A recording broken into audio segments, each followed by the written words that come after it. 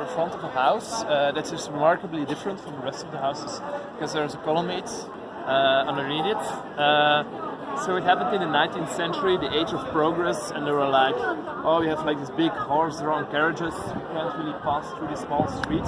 So what I'll do, I will just break one of the houses down. And they did it. And afterwards they were like, oh, the houses are kind of nice, we kind of regret it. So what did they do? They rebuilt it. They did like a Belgian solution.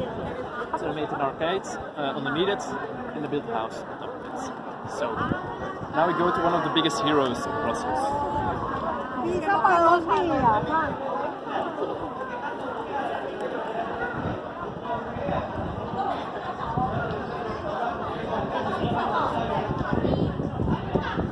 Okay, so this guy is called Everaert Serklaas. I tried saying that 3 times in a row. And he was an alderman of Brussels. An alderman is kind of somebody you call rules the city. It was very popular because at the start of the 14th century, Flemish came to Brussels and occupied Brussels. So this was back in a day where 2 Belgian provinces now could still like fight a war. So what a time to live in. When he was in Brussels, Flemish occupied the city. He came outside the city. He gathered some of his friends. He had a lot of friends, and he kind of lived close to the wall. So he kind of knew that area. And next to his house, he climbed over the wall, which was quite easy. He came into the city. He cut down the Flemish flag on top of the townhouse and put the flag of Brussels there instead. And he reconquered the city and he threw the Flemish out. So he was a big hero of the city. People loved him, but he came to a gruesome end because a few years later there was a conflict between Brussels and an area outside called Gaasbeek, the grassroots grounds.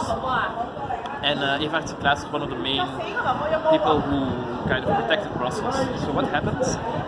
He was riding in this area he was riding in this area with his horse, and out of the woodworks 3 guys came, pulled him off his horse, cut off his leg and cut out his tongue and left him there.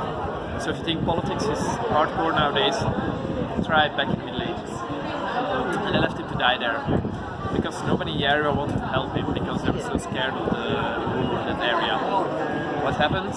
Some of his friends came by, took him home, took him to Brussels, put him in this building over here, and this is where he died. And he was so loved that they put a statue for him. You can see that people are stroking the arm because it's supposed to bring good luck. Okay? We can edit this out, but actually the story about good luck was invented in the 19th century by somebody selling rags to the people around.